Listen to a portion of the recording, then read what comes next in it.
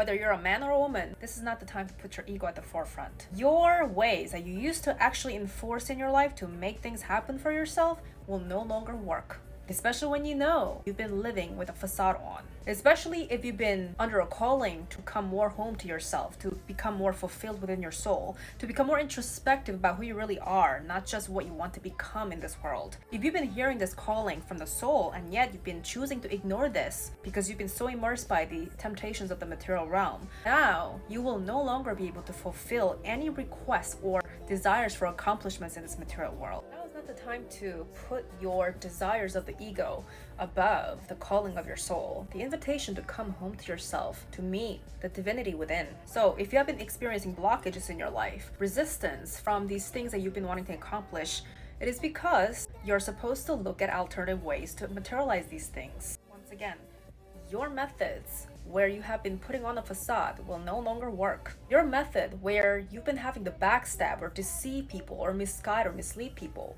will no longer work. So if you're still leading with this intention where you think you can deceive people, even unintentionally or unconsciously, you'll be the one suffering the consequences of that.